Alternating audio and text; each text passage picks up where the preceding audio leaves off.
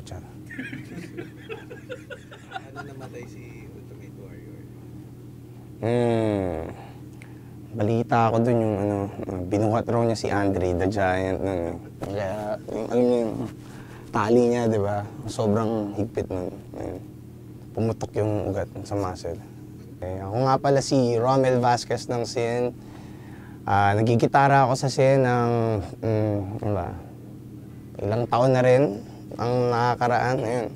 Tinawagan ako ni Chat na kailangan nila ng bagong gitarista at yan, kasi kakanta ng araw siya di ba? Tapos yun. Kilala ko naman yung Sin noon kasi lalong-lalo na si McCoy kasi kami mga heartthrob sa Imus din ng McCoy dati. So. I'm Gil Crestan and guitarist of Sin. Started in Sin in 2002. Me and Charles were classmates sa UST.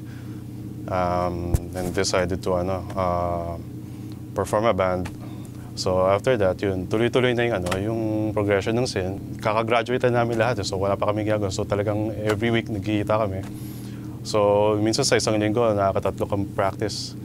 Pero kada practice, ang dami namin nagagawang songs until yun, nagpo-progress na lang hanggang all hard work until now. Ako nga pala si John Paul Carnani, bassist ng Sin. Nag-start ako sa Sin ng 2012. Bali kami ni Jill, magkaibigan na kami nung elementary. Magkabanda kami nung high school. Tapos pagdating ng college, jam-jam na lang. Tapos sumasama din ako sa gig nila minsan. Kailangan ng bassist pala ng Sin. So medyo mahirap din kasi mahirap talaga yung tugtugan. So ang usapan pa nun, so kung anong ginagawa nila, kailangan yun din halos yung gagawin ko. So talagang malaking adjustment. Sa Japan pa panahon pa rin nakapunan mo yun. Ako nga pala si Carlo Alonso ng Sin. Ako yung bagong drummer nila. Sobrang swerte ko kasi kumbaga nagtiwala sila sa akin kahit hindi ako magaling. Hanggang sa naniniwala sila sa akin na yun yung pinangahawakan ko para malagpasan ko yung mga mahihirap na subok, kagaya nga yung pagsisipra ng mga kanta kasi talagang mahirap talaga eh. Nag-iisa lang yung drummer talaga ng Sin na si Kuya McCoy na talagang nire-respeto ko talaga ng idol ko talaga. Tsaka alam ko na mas marami pang pwedeng nasa posisyon ko. Nakaka-pressure talaga kasi hindi ko talaga kayang pantayin yung drummer nila pero nagpapasalamat ako sa mga members ng Sin kasi nagtiwala sila sa akin. Ako po si Charles Daza. Ako po ay kumakanta sa pinaka-metal na banda. Dito lang. Gusto niya sabihin ko talaga yung totoo. Nagsimula lahat sa panaginip eh.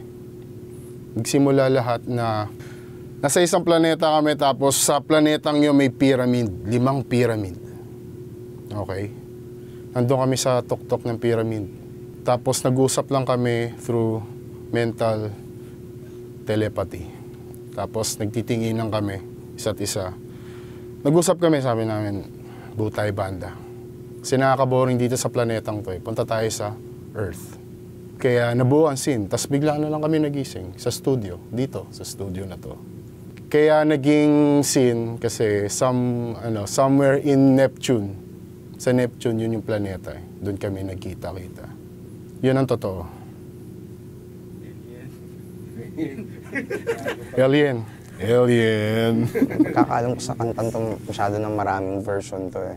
So kung yung pumasok ako, naabutan ko pa yung luma, tapos yung i-record na namin siya para sa album, ayun, doon ako yung dinagdag ko na yung mga inputs ko para... It's all about yung anger, one of the core of the band, yung sa album na yun, yung sa Burning Heart. Sa akin kasi more on melody sa akin, sa akin yun yung angst ng yung sa album. One of the, yung strong na kanta ng Sin. Yeah. Ganun pa din, kailangan duplicated ko pa rin yung gagawin nila para mas magandang tunog. Mahirap lang siya, mahirap lang practicein talaga. Sa Burning Hour, kailangan talaga ng power, kailangan talaga consistent talaga yung energy na ilalabas. Actually, yung Burning Hour, ang talaga nagsulat nun yung una naming vocalist si Coach. Makaka-relate naman lahat ng mga makikinig dahil lahat naman naka-experience ng ganong pakiramdam, yung galit, tapos yung takot, tas ayusin mo lahat. Well, future plans, ganun. So, magsulat, may mga time sulat, tapos share ng ideas, tapos magko-compare ng mga riffs, tapos kung may mga naisip na bago, adjustment or comment sa mga nagawa. Yun. Tapos hanggang mabuo yung makabuo ng kanta ulit. Ayun, sana tuloy-tuloy dahil may bago kaming drummer, tapos ayun, wino-workout pa namin kasi medyo nagseryoso kami sa buhay. May mga kanya-kanya na kaming pamilya, so medyo mahirap, pero di pa rin siguro kami titigil dahil lahat naman ng resources nandito na sa amin. May studio kami, may yun lang yung kailangan namin na ayusin yung oras namin sa banda. Hanggat kaya pa namin, di tutuloy lang namin. Di naman kami titigil dito sa paggawa ng kanta, ng music. Okay, itong ginagawa nila ngayon, Earbender Live,